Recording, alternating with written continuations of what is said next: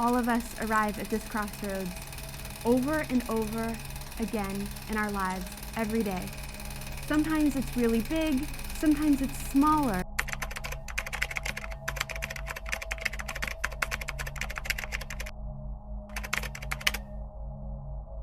You're here because something brought you here, not a coincidence, not an accident. You've reached the crossroads and the map has run out. This moment doesn't always look dramatic from the outside. It can come while brushing your teeth, like you're here, but not really here. That's not depression. That's not failure. That's the beginning of awakening. You've reached the crossroads. Philosophers from every era have written about this moment. In Zen Buddhism, they call it Kensho, the first glimpse into the nature of the self. In ancient Greece, it was described as the metanoia, a turning of the soul, and in the Upanishads, it is the moment when the self begins to see that it is not just the self, but part of something wider, deeper, eternal. In simpler words, you're beginning to feel the truth of your existence, and it's shaking you, not because something is wrong, but because something is ready. People think spiritual awakenings are euphoric. They think the universe plays harps and opens the sky and fills you with golden light. But most of the time, the beginning doesn't feel like light. It feels like disorientation, like doubt, like everything you used to want now feels hollow. You're not going crazy, you're not lost, you're just not who you used to be anymore. And the life you created when you were asleep can't contain the soul that's finally waking up. This is the crossroads. On one side, comfort, familiar patterns. A life that may look fine on paper, but feels disconnected. On the other side, the unknown. Truth. A path that doesn't come with instructions to you, but pulls at something ancient inside you. And make no mistake, most people turn back.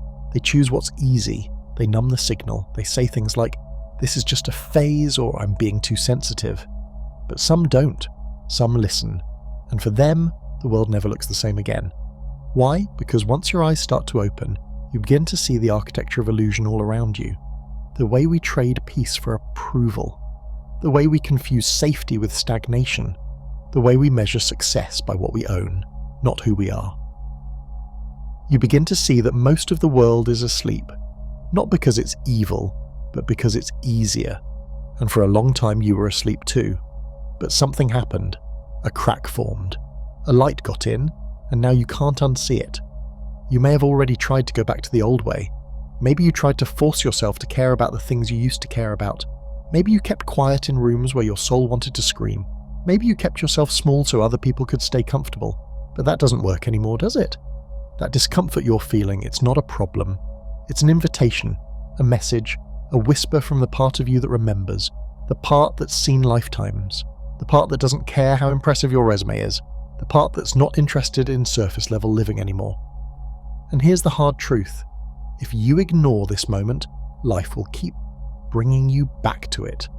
In louder ways, more painful ways, because the soul doesn't give up. It's patient, yes, but it's also relentless. So how do you know if this is truly a crossroads moment for you?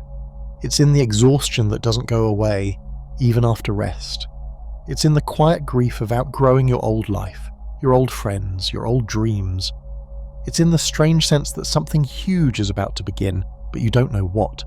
And it's in the ache of realizing you've been living a life based on who you thought you needed to be. And now, finally, you're starting to ask, who am I, really? That question is the beginning, not of breakdown, but of breakthrough.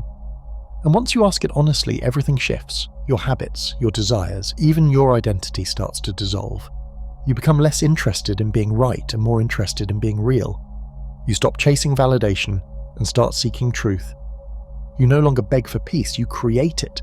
Sufi mystic Rumi once wrote, "Try not to resist the changes that come your way. Instead, let life live through you." And that's exactly what begins to happen here.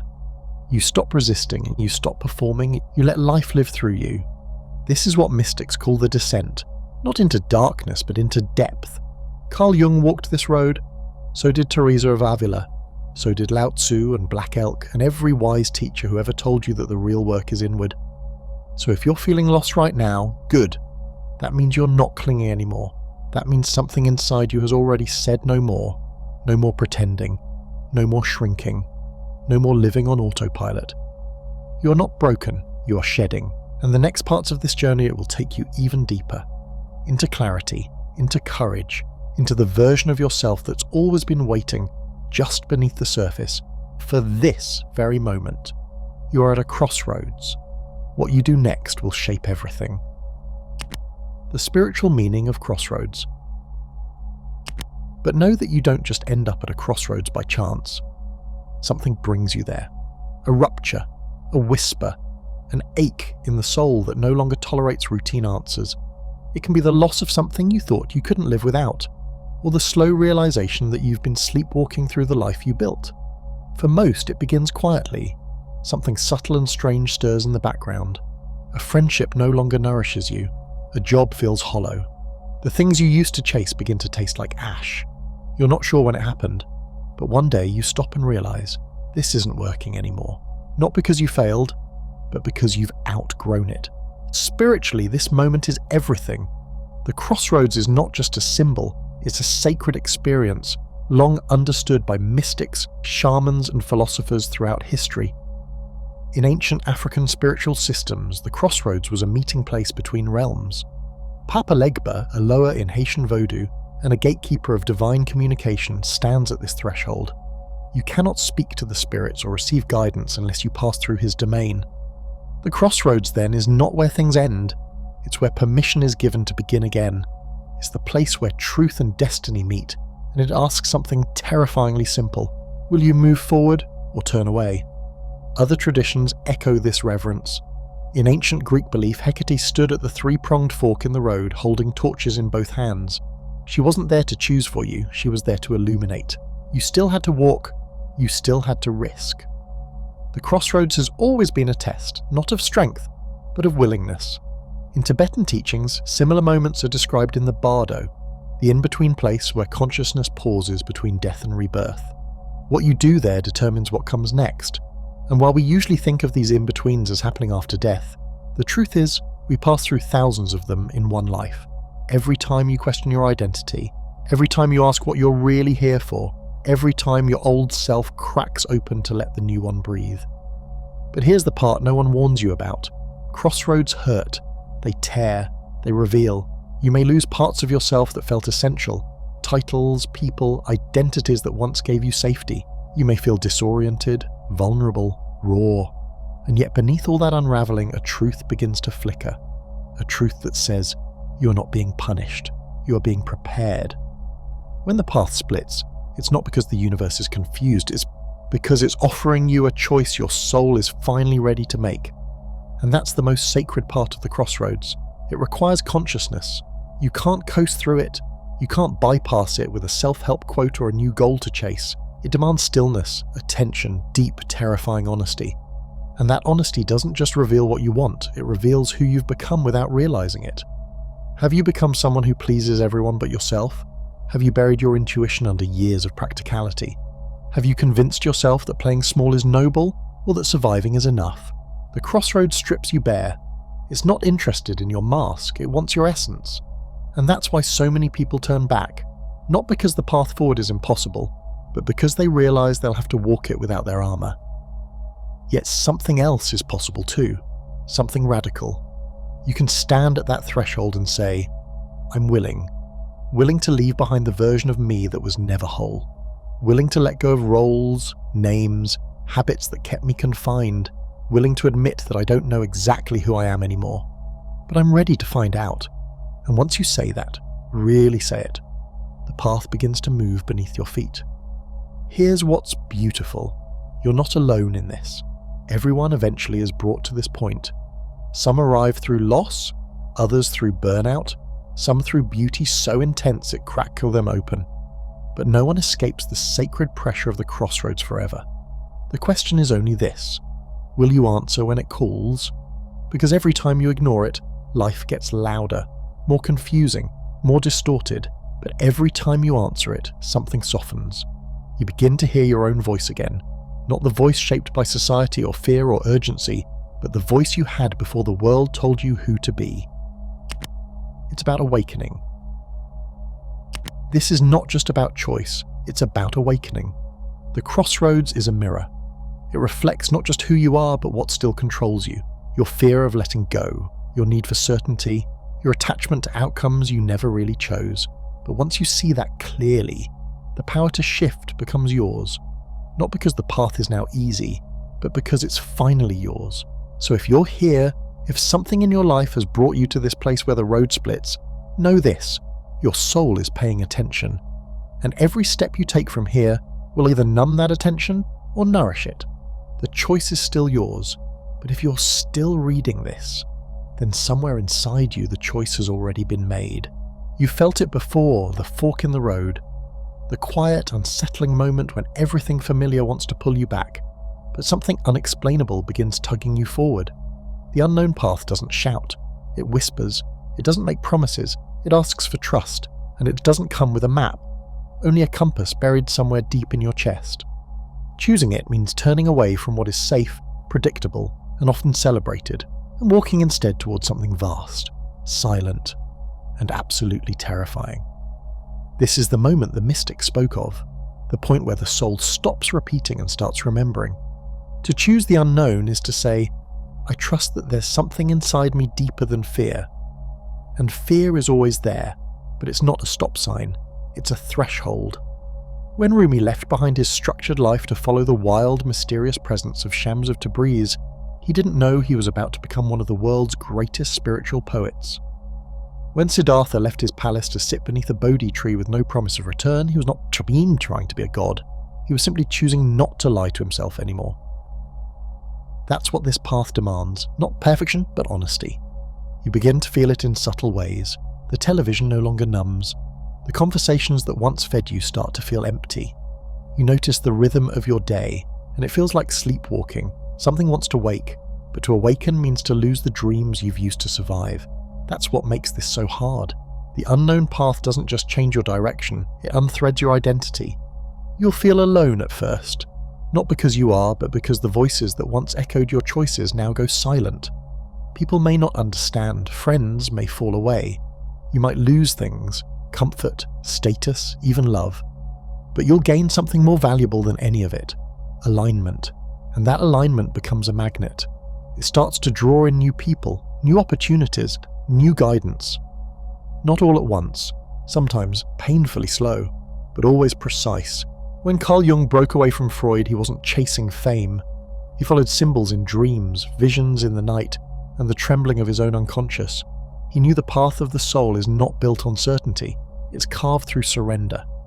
He called this the individuation process, the sacred becoming, and he said the road to it will often feel like going mad. But madness to Jung was sometimes just the refusal to wear the masks the world wanted us to keep on.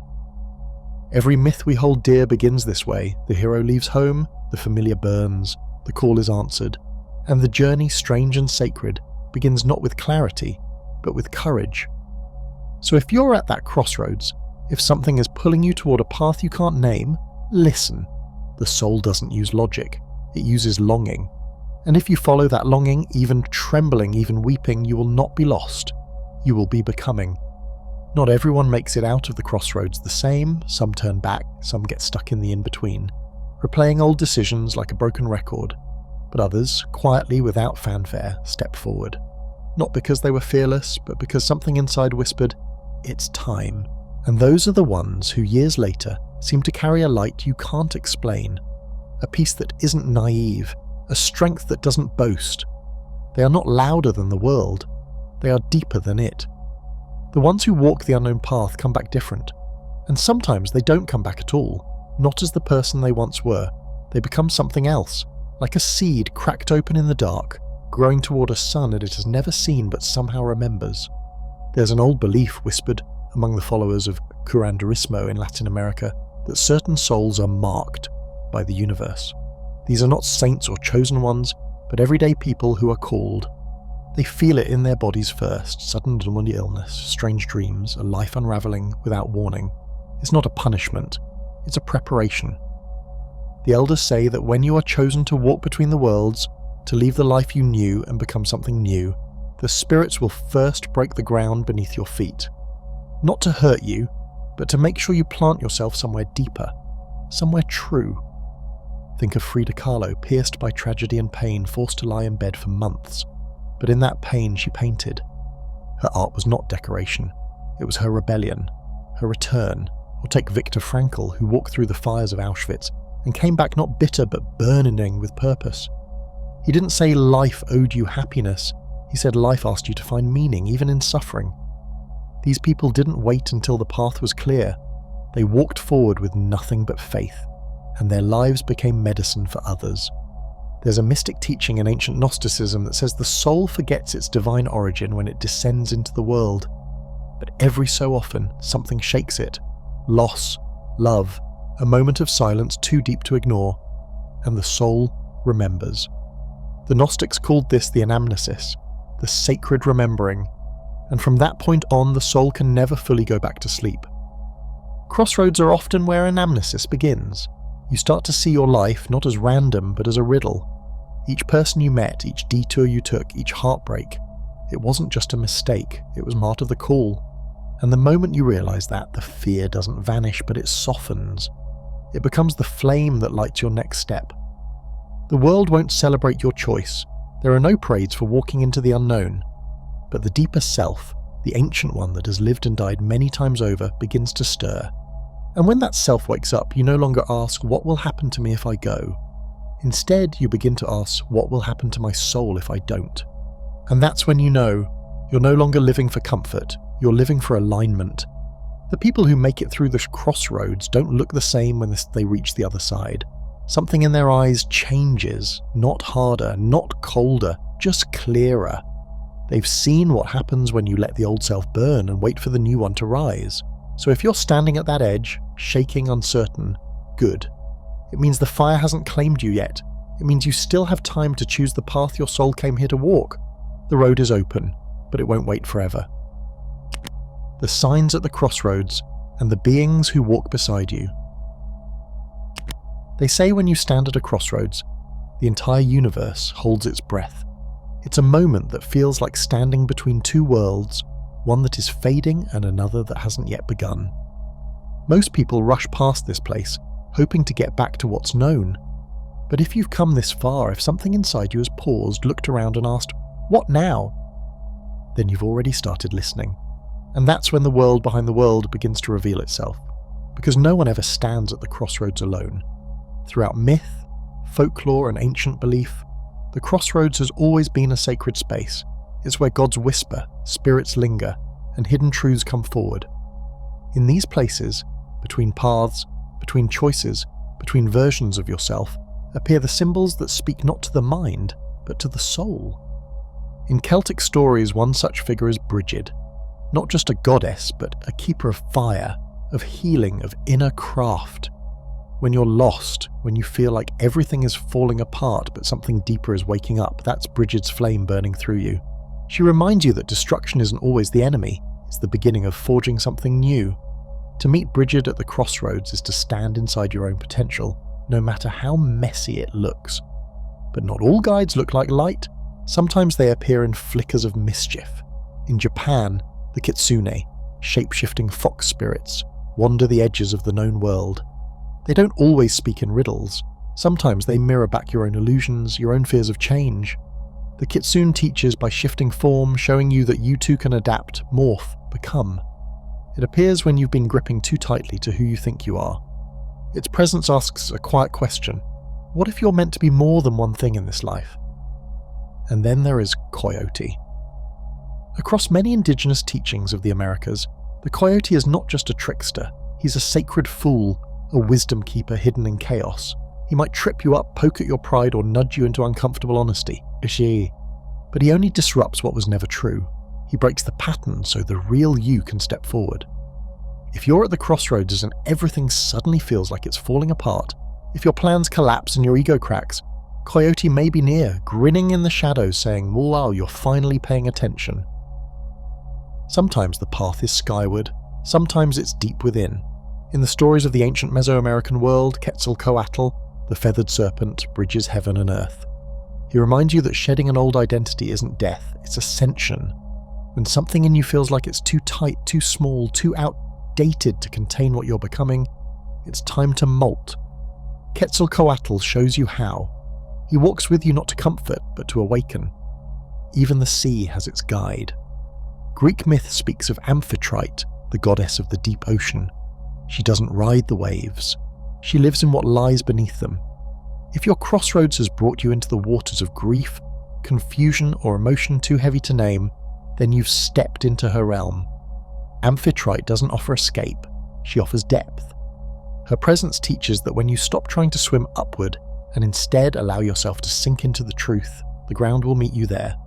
All of these beings, all of these myths are not just stories. They are mirrors of your own soul. They are the patterns you've carried from life to life, echoing back now when you need them most. Because the crossroads is never just about the external choice. It's the internal one.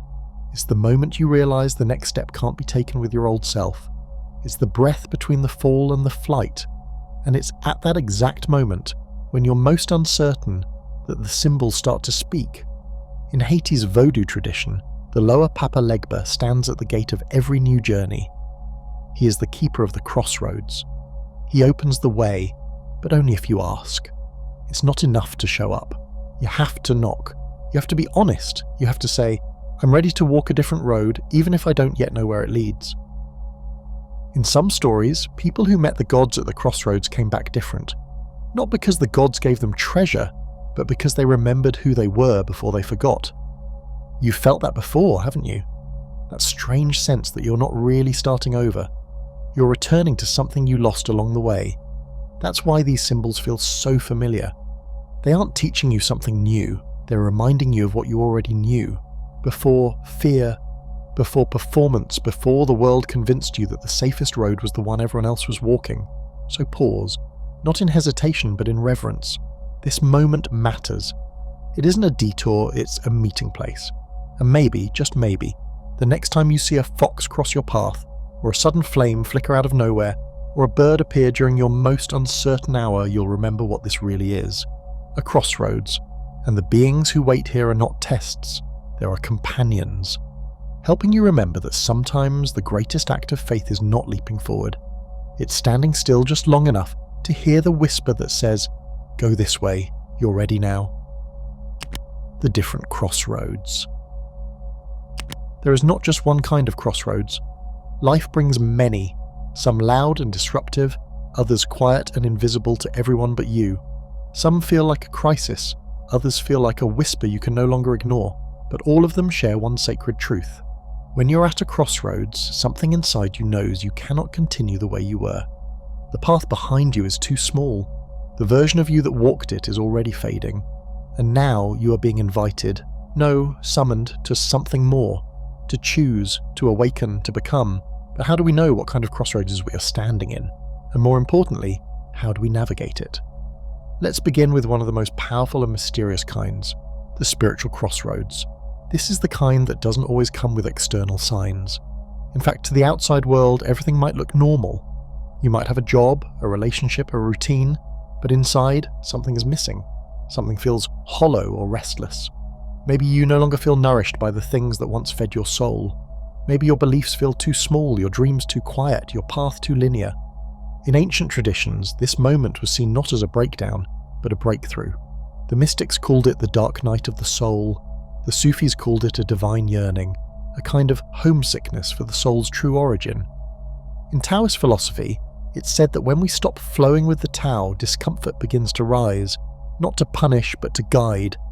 When you reach this point, the question isn't, what do I do now? The deeper question is, who is trying to be born in me now? And the only way forward is inward, through silence, through stillness, through removing yourself from the noise of the world long enough to hear the quiet instructions rising from your own spirit. At a spiritual crossroads, we don't need answers. We need alignment, but not all crossroads live in the spirit. Some take root in the physical world, especially the ones that touch our sense of security. Enter the financial crossroads. These are moments when your old patterns of survival no longer work. Maybe you've been chasing money to feel safe, only to discover that you still feel empty. Maybe you've followed a path that pays the bills but starves your soul. Or maybe something unexpected, loss, debt, a decision, has forced you to ask, is this the life I really want, or just the one I settled for? It's easy to feel powerless here, but remember what ancient traditions teach. True wealth is alignment between purpose and provision. When you shift into integrity, when you live from the part of you that is honest and clear, the universe often begins to realign to match your frequency. The Bhagavad Gita says, "It is better to fail in your own dharma than to succeed in another's." In other words, a life of purpose will always lead to abundance, though maybe not in the form you expected. The real shift at a financial crossroads isn't in your income, it's in your value. When you begin to honour your gifts, your time, your energy, your worth begins to speak louder than your fear. And then there are the romantic crossroads. These don't just involve lovers, they involve every bond that once felt sacred and now feels uncertain. It could be a partner, a friend, even a family. You begin to feel like you are growing, but the relationship is not. Or maybe you've lost yourself in the connection and now something in you longs to return home to your own soul. Many of us were taught that loyalty means staying even when our spirit says go. But real love isn't about staying in something lifeless. It's about choosing truth. It's about honouring the pulse of life that says, this is no longer for me. The Buddhist teacher Thich Nhat Hanh said, "You must love in such a way that the person you love feels free." And sometimes the person you must love in that way is yourself. At a romantic crossroads, ask, am I choosing from fear or from truth? If you are afraid to leave, afraid to be alone, afraid of regret, these are natural emotions, but do not confuse fear with guidance. Ask your body and ask your breath, ask your soul. The answer is already there. It's just waiting for you to be brave enough to follow it. But not all crossroads come with such heavy emotions. Some arrive like unexpected opportunities. Creative or career crossroads often come like this: a project, an idea, a vision that refuses to go away. You feel the call to step into something bigger, but it would mean leaving the familiar. It would mean risking failure. It would mean becoming more visible than you've ever been. In many cultures, this kind of leap is sacred. The Yoruba tradition speaks of Ori, the divine self that came here with a mission. To follow your Ori is to follow your path, not because it's safe, but because it is yours, and the choice to follow it is always met with unseen support. When you're at a creative crossroads, the real fear isn't failure, it's being seen. But here's the truth, your gifts are not yours to keep. They were planted in you to be shared, so step forward. Let the world witness your becoming. Lastly, there is one kind of crossroads that we all encounter again and again. The emotional crossroads. These are the moments when an old wound rises, when you're triggered, when someone says or does something that awakens pain, and you're faced with two roads: react or rise. This is where the teachings of mindfulness, of shadow work, of inner alchemy become vital.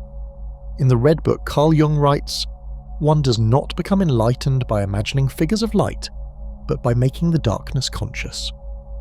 At an emotional crossroads, we are being invited to choose healing instead of projection, peace instead of revenge, presence instead of story. These are the smallest crossroads, but also the most powerful, because they are the ones we face every day. So how do we navigate all of these? It begins with one question. Am I choosing from fear or from alignment? Every time you choose from alignment, you step into the timeline your soul actually came here for. And yes, sometimes the aligned choice is the harder one, but it's also the one that leads to freedom. Remember, at every kind of crossroads, spiritual, financial, romantic, emotional, creative, there are only two directions. One leads you back to who you were, the other leads you forward to who you are becoming. No map, no guarantees, just a compass inside you called truth. You were born with it. You've just forgotten how to listen. Until now. The crossroads is not your punishment, it is your portal. And once you pass through it, life will never be the same again. Choosing the unknown path. Choosing the unknown path doesn't come with immediate clarity. In fact, it often feels like the exact opposite. There's fog, there's discomfort, there's an unsettling kind of sonance that replaces the noisy certainties you used to cling to. For many, this is where the panic sets in. Doubt creeps in quickly. You begin to question whether you've made a mistake. You want to turn around to rebuild the bridge you just walked away from. After all, the old life, however painful, was familiar.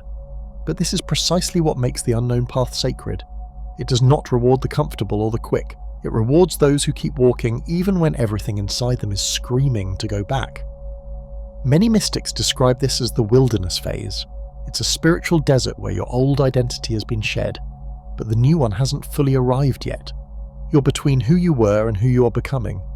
This space is uncomfortable. It's quiet in ways that can feel isolating. Yet this quiet is not empty. It is fertile. It's the kind of silence that gives birth to transformation. Moses wandered the wilderness for 40 years. Jesus fasted in it for 40 days. The Buddha sat under the Bodhi tree not in peace, but in confrontation with his deepest fears. Each of these stories points to the same truth. Before the awakening, there is always the silence. Before revelation, there is always the unknown. At first, you'll start to notice subtle shifts. People you once relied on may begin to fall away, not because they are wrong for you, but because they no longer resonate with who you're becoming. Desires that once drove you may lose their grip. What once seemed urgent might suddenly feel irrelevant. You'll find that your inner world becomes more alive, more real, even if your outer world appears to be falling apart. This is not regression, it's retirement. Your soul is clearing space, not to leave you hollow, but to prepare you for what's next. Yet grief is part of the process. Even when you know this path is right, your nervous system still responds with anxiety. The unfamiliar is naturally interpreted by the body as dangerous, but this is where you begin to separate the self that is ruled by fear from the self that is ruled by spirit. The body may want to go back, but the soul knows there's nothing for you there anymore. In Hindu tradition, the goddess Kali represents this kind of spiritual initiation. She's fierce, wild, and often misunderstood. Many fear her because she brings destruction, but the truth is that Kali does not destroy for cruelty's sake. She destroys illusions. She tears down the masks and false identities so the true self can emerge. The chaos she brings is not punishment, it's purification. The unknown path often feels like Kali's dance, violent, disorienting, and relentless. But when you surrender to it, you realize you're not being torn apart. You're being remade. Eventually, after the stripping away, you begin to build again. But this time, what you construct is not built from fear or the expectations of others. It's not shaped by your wounds or need for approval. Instead, your choices begin to rise from a deeper place, from a desire for peace, for truth, for something real. You no longer chase what sparkles because you've begun to value what is solid. You no longer need to prove yourself because you've finally begun to accept yourself. Something strange and beautiful happens here. Without forcing anything, you start to notice synchronicities. A conversation happens at just the right moment. A book finds you. An opportunity appears. These aren't coincidences, they're alignments. Mystics often speak of the river beneath the river, the invisible current that begins to carry you once you're walking in the direction of your soul. It doesn't mean life becomes easy, but it does become meaningful. Even your struggles start to feel different. You stop asking, why is this happening to me? And begin wondering, what is this trying to teach me? The Tao Te Ching says, a journey of 1,000 miles begins beneath one's feet. The first step is often taken in emotion, sometimes in desperation, but it's the second step, the one taken in the fog, in the doubt, in the darkness, that truly defines your transformation. That second step marks the moment you commit, not just in theory, but in spirit. You're no longer dabbling with change, you're living it. This is when you stop being a seeker and become a walker of the path. And from this space, a quiet kind of joy returns. Not the loud joy of distraction, but the steady joy of truth. You smile not because everything is perfect, but because for the first time you're not pretending. You're not bending to fit into a version of yourself that no longer fits. You're not shrinking to stay acceptable. You are learning to stand in your own light. The unknown path, for all its uncertainty, offers a kind of freedom you didn't know you were seeking. It doesn't make you invincible. It makes you real. And with realness comes resilience. You don't avoid fear, you move through it. You don't erase doubt, but you no longer let it lead. So if you've already chosen the unknown path, let this be a reminder. The unease is part of the way. The silence is speaking, the signs are appearing. You don't need to know what's next, you just need to keep going, because something extraordinary happens just after the part where most people give up. You realize you are becoming someone you've never met before, but it has always been meant to be. I hope you enjoyed this video. If you did, feel free to subscribe to the channel. Thanks for watching.